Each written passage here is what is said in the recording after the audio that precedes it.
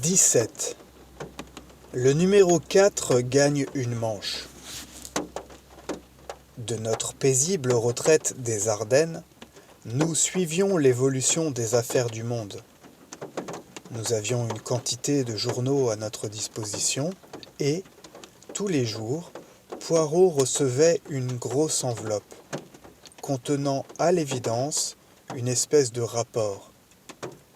Bien qu'il ne me montrât jamais ces documents, je pouvais généralement deviner, d'après son attitude, s'il était satisfait ou non de leur teneur.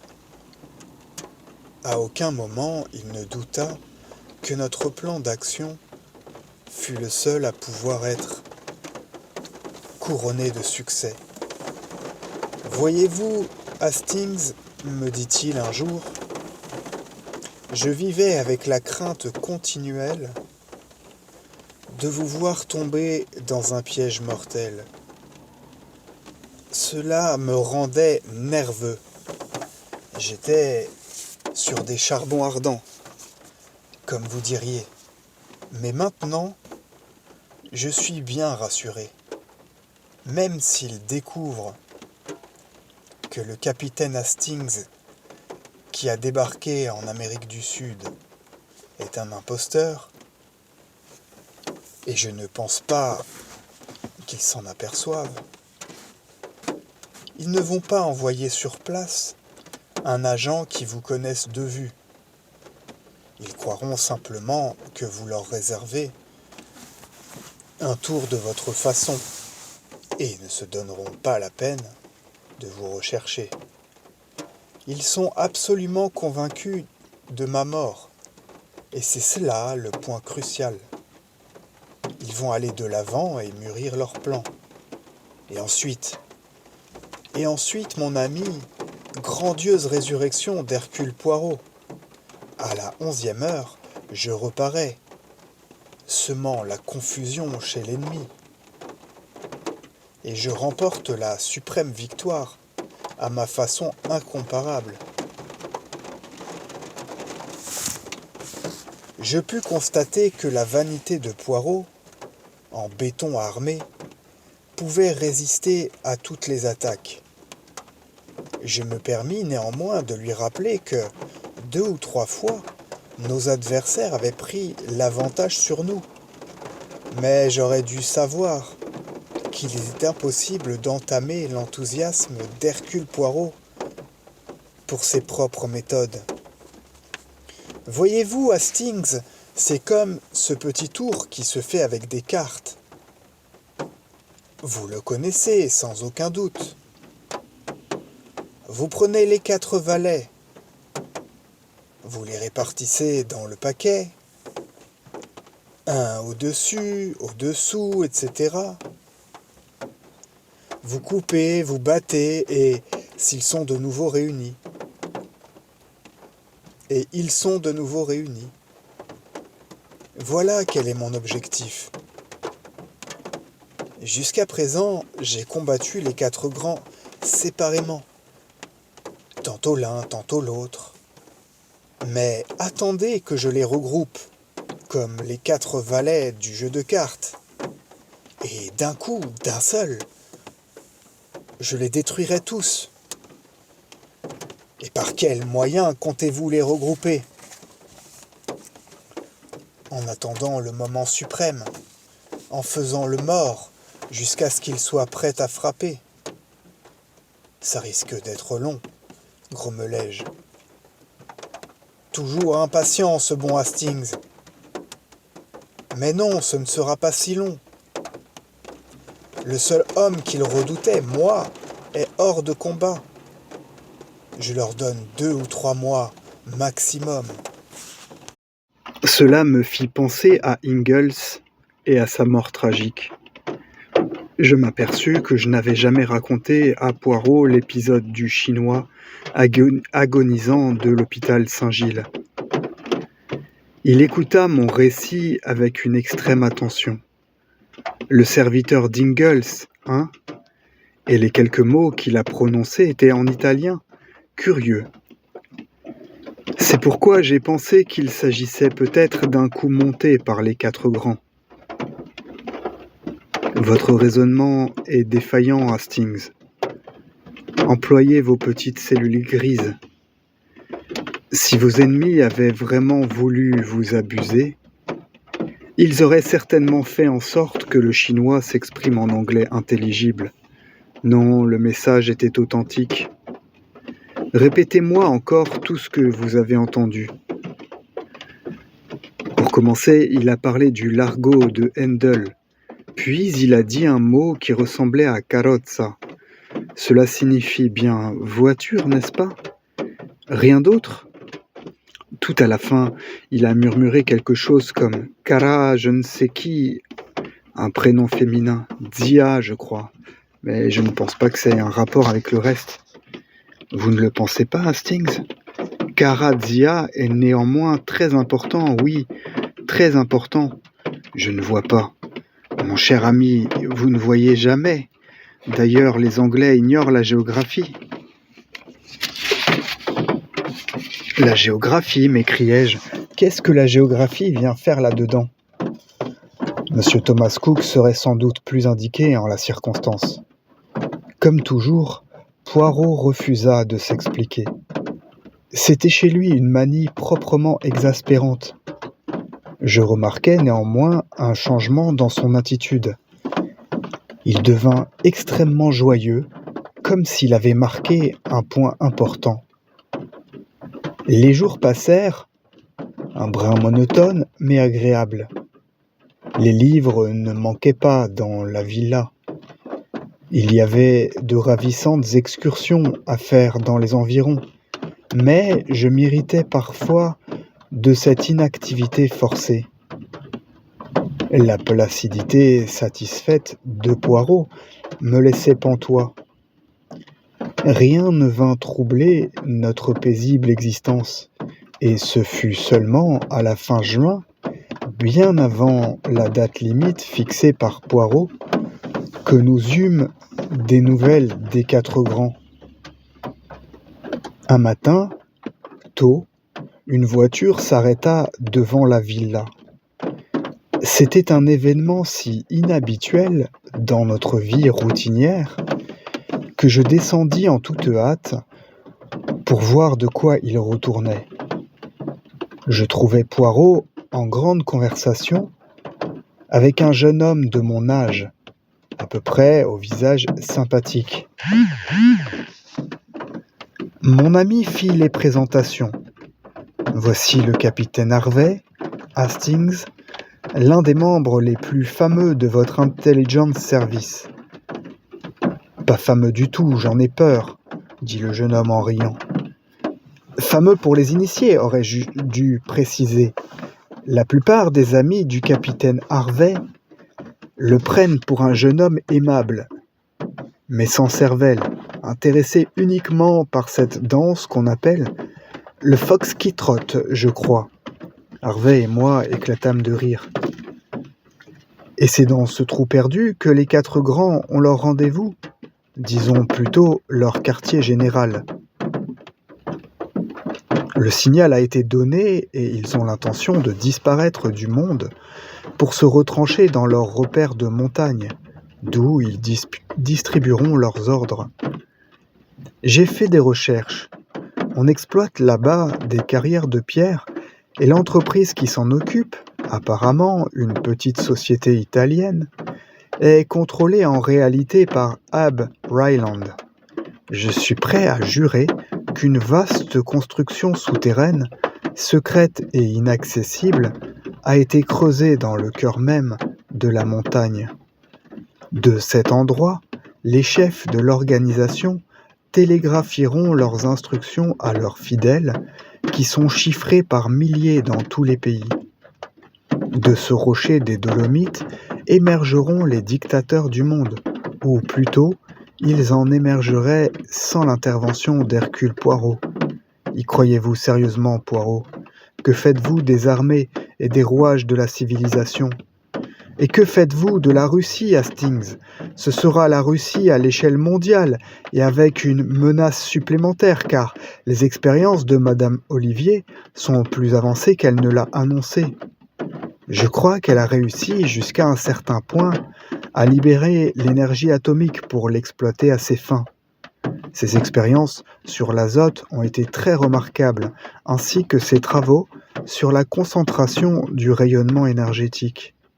On peut diriger un faisceau de grande intensité sur un point donné. Nul ne sait exactement où en sont ces recherches, mais il est certain qu'elles sont beaucoup plus avancées qu'on ne l'a dit. C'est un génie, cette femme. L'écurie n'était rien à côté d'elle. Si vous ajoutez à son génie le pouvoir de la richesse quasi illimitée de Ryland et, pour tout diriger et planifier, l'intelligence de Li Changyen, le plus grand cerveau criminel jamais connu, eh bien, ce ne sera pas de la tarte pour la civilisation, comme vous dites parfois si vulgairement. Ces paroles me donnaient à réfléchir. Quoiqu'il eût parfois tendance à exagérer, Poirot n'était pas vraiment du genre alarmiste. Pour la première fois, je prenais conscience du formidable enjeu de la lutte dans laquelle nous étions engagés. Harvey nous rejoignit bientôt et le voyage se poursuivit. Vers midi, nous arrivâmes à Bolzano, d'où nous continuâmes notre voyage par la route. Une des grosses voitures bleues qui attendaient sur la place centrale de la petite ville nous avait emmenés tous les trois.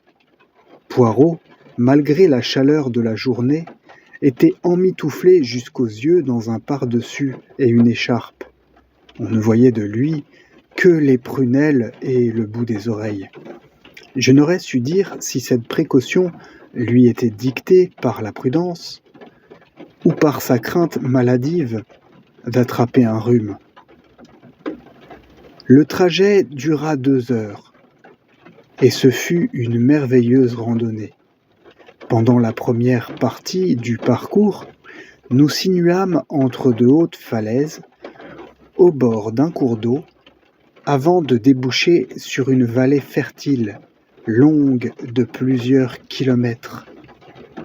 Enfin, tandis que nous suivions la route en lacets qui grimpait régulièrement, apparurent bientôt les pics rocheux dénudés, hérissés sur leurs flancs de forêts, de pins touffus. Le paysage était sauvage et grandiose. Après une série de virages en épingle à cheveux, bordés de chaque côté par des bois de pins, nous tombâmes sur d'un grand hôtel. Nous étions arrivés à destination. Guidés par Harvey, nous montâmes directement dans les chambres qui nous avaient été réservées. Les fenêtres donnaient sur les versants couverts de pins qui s'élevaient en pente douce vers les cimes rocheuses. Poirot fit un geste dans cette direction. « C'est là ?» demanda-t-il à voix basse. « Oui, répondit Harvey. Il y a un endroit qu'on appelle le Felsen Labyrinthe, le labyrinthe des rochers. C'est une étendue parsemée d'énormes rocs entre lesquels court un petit sentier. La carrière de pierre est sur la droite, mais nous pensons que l'entrée se trouve dans le Felsen Labyrinthe. » Poirot approuva d'un signe de tête. « Venez, mon bon ami, me dit-il, allons nous asseoir sur la terrasse pour jouir du soleil. »« Cela vous paraît bien prudent ?» hasardai-je. Il se contenta de hausser les épaules. Il faisait un soleil éblouissant, au point que la lumière était presque trop aveuglante pour moi. Nous prîmes un café liégeois au lieu du thé habituel, après quoi nous montâmes défaire nos quelques bagages. Poirot, perdu dans une sorte de rêverie, se montra inaccessible. Une ou 2 fois, il secoua la tête en soupirant. J'étais passablement intrigué par un homme descendu du même train que nous, à Bolzano, et qu'une voiture particulière était venue chercher. Si cet homme, de petite taille, avait attiré mon attention, c'est parce qu'il était presque aussi emmitouflé que Poirot. Davantage même, car il portait, outre un pardessus et une écharpe, d'énormes lunettes noires. Il s'agissait sûrement d'un émissaire des Quatre Grands, mais ma suggestion ne sembla guère impressionner Poirot. Cependant, quand je lui annonçai, après avoir regardé par la fenêtre de ma chambre, que l'homme en question rôdait autour de l'hôtel, il admit que je n'avais peut-être pas tout à fait tort. J'eus beau exhorter Poirot à ne pas descendre pour le dîner, il refusa de m'écouter. Nous entrâmes dans la salle à manger assez tard, et on nous conduisit à une table près de la fenêtre. Nous allions nous asseoir quand nous entendîmes une exclamation et un fracas de porcelaine brisée. Un serveur venait de renverser un plat de haricots verts sur un homme installé à la table voisine de la nôtre. Le maître d'hôtel accourut et se confondit bruyamment en excuses. Peu après, lorsque le serveur coupable nous servit notre potage, Poirot lui dit « Fâcheux incident à l'instant, mais ce n'était pas votre faute. »« Monsieur a vu ? » ?»« Non, ce n'était pas vraiment ma faute. Le client a fait un bond sur sa chaise. Moi, j'ai cru qu'il allait avoir une attaque, ou je ne sais quoi. Je n'ai pas pu éviter la catastrophe. » Je vis briller dans les yeux de Poirot la lueur verte que je connaissais bien. Comme le serveur s'éloignait, il me glissa à voix basse. « Voyez-vous, Hastings, quel effet produit Hercule Poirot, vivant en chair et en os. Vous pensez donc. » Je n'eus pas le temps de finir. Je sentis Poirot poser une main sur mon genou en chuchotant avec excitation. « Regardez, Hastings, regardez cette façon de jouer avec son pain. C'est le numéro 4. » Effectivement, notre voisin de table, dont le visage était d'une pâleur inhabituelle, tapotait machinalement la nappe avec une boulette de mie pour ramasser les miettes. Je l'observais attentivement. Il avait un visage bouffi et rasé de près, un teint terreux, maladif, et de grosses poches sous les yeux. Des rides profondes reliaient les ailes du nez aux commissures des lèvres. Il pouvait avoir n'importe quel âge, entre 35 et 45 ans. Il ne ressemblait en rien au précédent personnage que le numéro 4 avait incarné.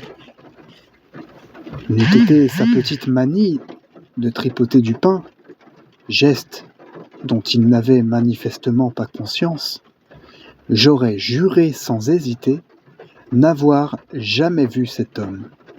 « Il vous a reconnu, murmurai-je. Vous n'auriez pas dû descendre. Mon excellent Hastings, je fais semblant d'être mort depuis 3 mois, uniquement dans ce but. Pour surprendre le numéro 4, pour le surprendre à un moment où il n'aura qu'une alternative. Agir rapidement ou ne rien faire du tout. Et nous possédons sur lui ce grand avantage.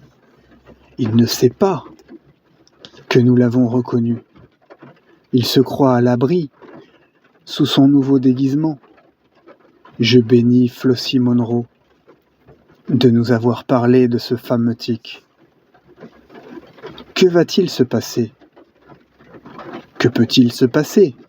Il voit apparaître le seul homme qu'il redoute, miraculeusement ressuscité des morts, au moment même où les plans Des 4 grands sont dans la balance. Madame Olivier et Ab Ryland ont déjeuné ici aujourd'hui et tout le monde les croit partis pour Cortina. Mais nous savons, nous, qu'ils se sont retirés dans leur repère. Seulement, voilà. Que savons-nous au juste? Telle est la question que se pose le numéro 4 à cette minute précise. Il n'ose pas prendre de risques. Je dois être supprimé coûte que coûte. Eh bien, qu'il essaye de supprimer Hercule Poirot.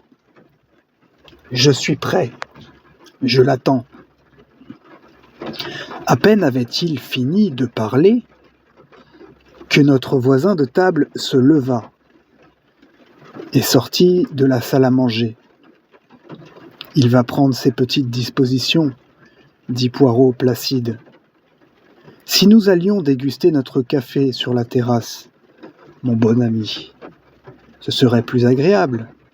Je monte juste chercher un par-dessus. » Je sortis sur la terrasse un peu troublé. L'assurance de Poirot ne me rassurait guère. Néanmoins, tant que nous étions sur nos gardes, il ne pouvait rien nous arriver. Je résolus d'ouvrir l'œil et le bon. Il fallut 5 bonnes minutes à Poirot pour me rejoindre. Comme d'habitude, il avait pris ses précautions contre le froid et s'était emmitouflé jusqu'aux oreilles. Il s'assit à côté de moi et but son café à petites gorgées gourmandes. Il n'y a vraiment qu'en Angleterre où le café soit si atroce, fit-il observer. Sur le continent, on sait combien il est important pour la digestion qu'il soit bien préparé. À cet instant, notre ex-voisin de table fit irruption sur la terrasse. Sans la moindre hésitation, il vint vers nous et prit une 3e chaise. « Vous ne voyez pas d'inconvénient à ce que je me joigne à vous, j'espère » dit-il en anglais. « Pas du tout, cher monsieur, » répondit Poirot. Je me sentis très mal à l'aise. Nous avions beau être sur la terrasse de l'hôtel, entourés d'autres gens, je n'étais pas rassuré pour autant. Je sentais la présence du danger. Le numéro 4, lui, bavardait le plus naturellement du monde. On n'aurait jamais cru que cet homme n'était pas un authentique touriste. À l'entendre parler d'excursions et de promenades en voiture, il donnait l'impression de connaître parfaitement la région. Il tira de sa poche une pipe qu'il entreprit d'allumer. Poirot, lui, sortit son étui de petites cigarettes. Il en prit une entre les lèvres, et l'inconnu se pencha vers lui avec une allumette. « Voulez-vous du feu » Soudain, sans le moindre avertissement, toutes les lumières s'éteignirent. J'entendis un tintement de verre, puis une odeur âcre me monta aux narines, suffocante.